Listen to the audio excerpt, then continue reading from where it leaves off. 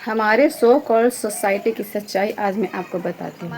हमारी सच्चाई आज मैं आपको बताती हूँ। हमारे इंडिया में एक लड़की की रेप हो जाए वो सोसाइटी को मंजूर है, लेकिन अगर एक लड़की अपने मन से शादी कर ले वो सोसाइटी को मंजूर नहीं। पता है क्यों मैं ऐसा बोल रही हूँ?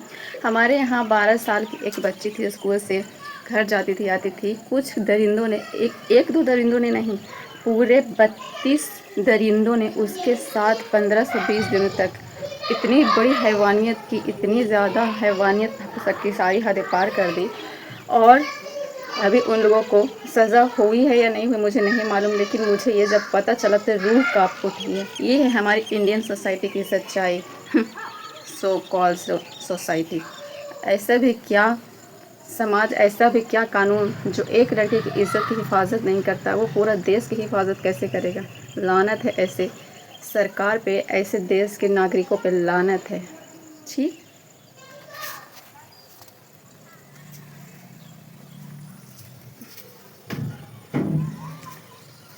इंडियन पेरेंट की सबसे बड़ी गलती पता है क्या है? वो बच्चे पैदा इसलिए करते हैं कि वो उनके बच्चे 15 से 20 साल होते ही उन्हें पैसे कमा कर देने लगे। इसीलिए इंडियन पेरेंट्स बच्चे पैदा करते हैं। इसलिए मैं तो कहती हूँ बच्चे पैदा ही मत करो। जब आप लोग बच्चे पैदा करते हो, आप लोग या फिर जो भी हमारे पेरेंट्स भी या फिर कोई भी, इंडियन पेरेंट की सबसे बड़ी गलती पता है क्या है? इंडियन पेरेंट्स बच्चे पैदा इसलिए करते हैं कि वो उन्हें पैसे कमा कर दें। इसलिए इंडियन पेरेंट्स बच्चे पैदा करते हैं।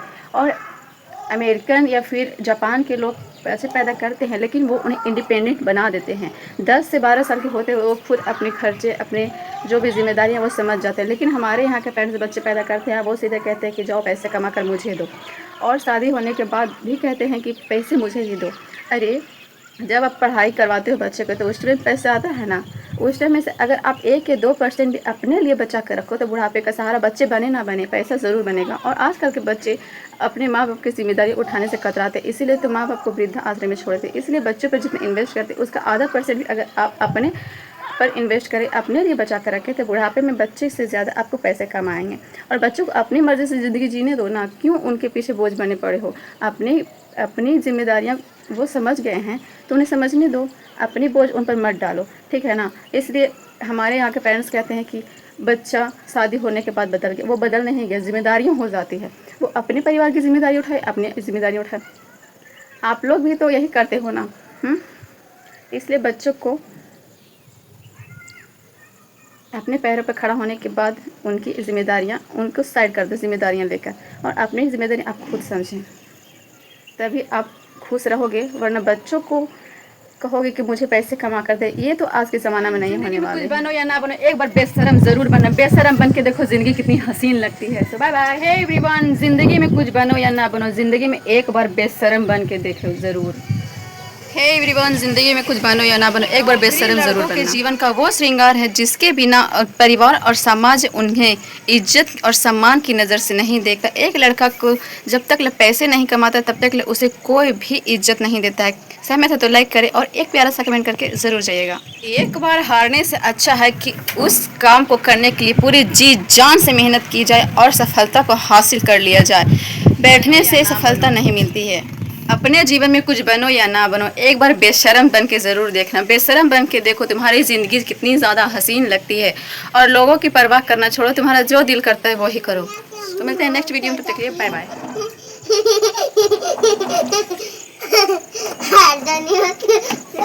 मौत हो जाती है। मारेंगे, बहुत मार मारेंगे।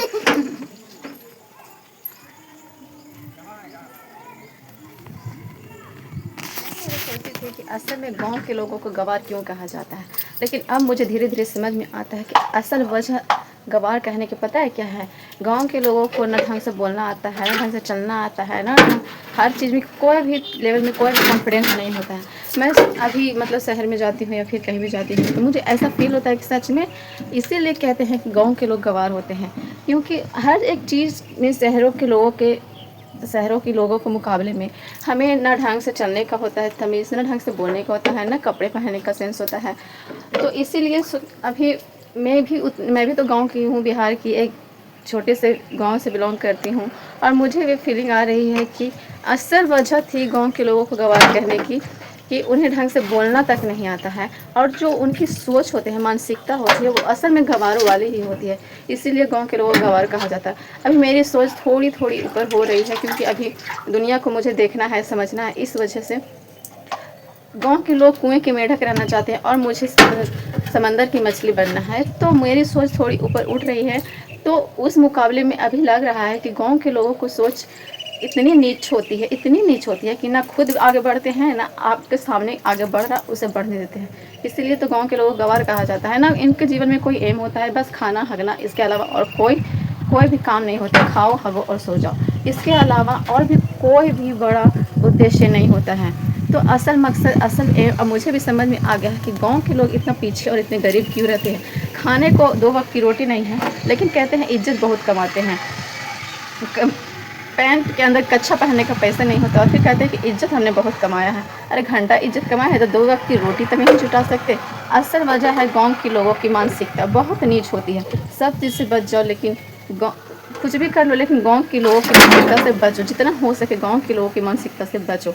बस आज के वीडियो में बस इतना ही। आपको ये वीडियो कैसा लगा कमेंट करके ज़रूर बताइएगा। और क्या आपको भी कभी ऐसा फीलिंग आया है कि आप भी गांव के हैं तो गँवार वाली फीलिंग आती है? अगर शहरों के लोगों के बीच में जाते हैं तो एक प्यारा सा कमेंट करिएगा ज़रूर, और एक फॉलो करना मत भूलिएगा। तो मिलते हैं नेक्स्ट वीडियो में, तब तक के लिए बाय बाय। दुख देने दुख ही इस दुनिया में दुख भोगने वाला सुखी हो सकता है, लेकिन दुख देने वाला कभी भी सुखी नहीं रह सकता। देर लगेगी मगर सही होगा, हम जो चाहेंगे वही होगा। ज़िंदगी बुरी नहीं है, दिन बुरे हैं, और ये दिन बुरे हैं, ज़रूर बुरे दिन बदलेंगे।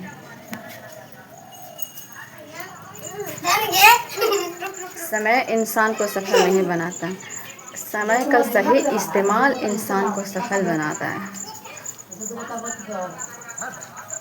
ठीक है? हाँ हाँ हाँ, एक दो लिखा था में ऊपर देखिए, एक दो लिखा था। हाँ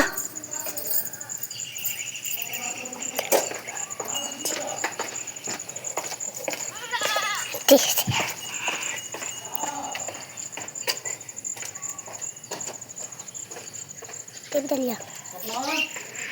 है।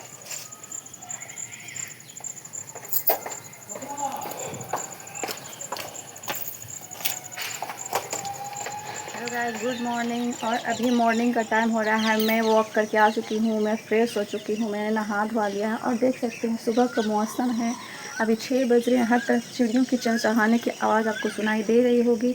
और सुबह का सुकून भरा पल मुझे इतना अच्छा लगता है, इतना अच्छा लगता है कि मैं आपको क्या बताऊँ। मुझे सुबह उठना, सुबह को हर काम करना मुझे बहुत पसंद है। आप देख सकते हैं गाँव की हरियाली, मेरे पीछे जो हरियाली दिख रही है। अभी सावन का मौसम आने वाला है तो हर तरफ धान लगे हुए हैं, मोरे बुना गया है। और कुछ दिनों में देख सकते हैं यहाँ धान भी रोपाएगा। हर तरफ खेतों में मिट्टी और पानी ही नज़र आएगी आप लोगों को। तो सुबह का सुकून भरा पल मुझे बहुत बहुत अच्छा एहसास देता है। इसलिए मैं सुबह ही उठ के हर एक काम फटाफट कर लेती हूँ। तो आप लोगों को ये ब्लॉग कैसा लगा कमेंट करके ज़रूर बताइएगा। और आप लोग कितने बजे उठते हो ये भी बताइएगा। तो बाय बाय, आज के लिए बस इतना ही। सुनते रहिए चिड़ियों की चहचहाट, आप बने रहें मेरे साथ।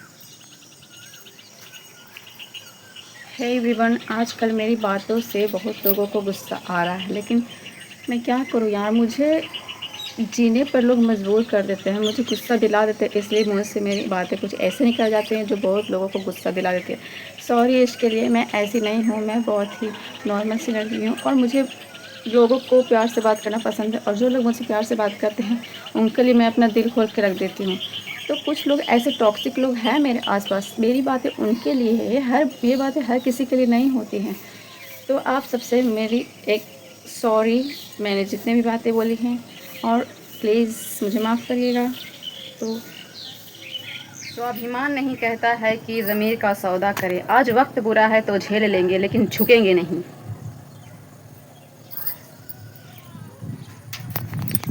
जीवन में हमेशा अपने आप से जीतना सीखें, वैसे भी दुनिया हमें हराने में लगी है।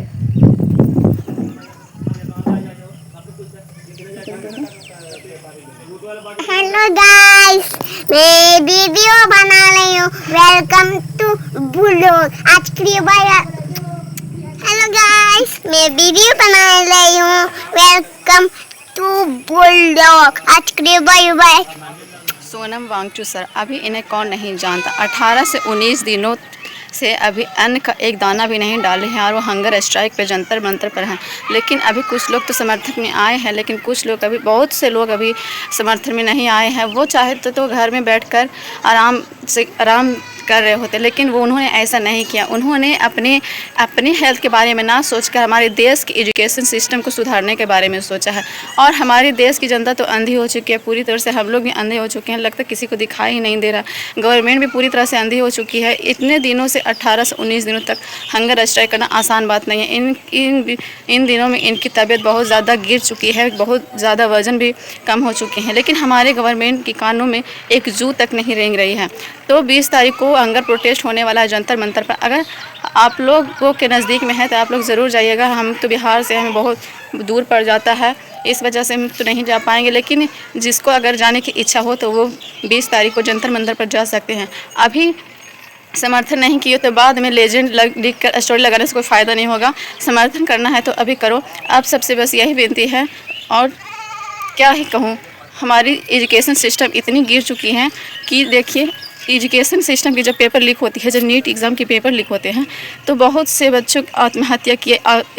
इस खबर से तो हर कोई अनजान नहीं है, सब कुछ जानते हैं कि कितने बच्चों ने अपनी जान गंवाई, कितनी ज़्यादा सबको तकलीफ़ हुआ। इस वजह से सोनम वांगचुक सर ने इतने बड़ा हंगर स्ट्राइक किया, लेकिन अभी तक कोई भी कुछ भी फैसला निकल कर नहीं आया है। अगर हम लोग, आप लोग मिलकर सपोर्ट करें तो शायद हमारे एजुकेशन सिस्टम में थोड़ा बहुत सुधार हो जाएगा।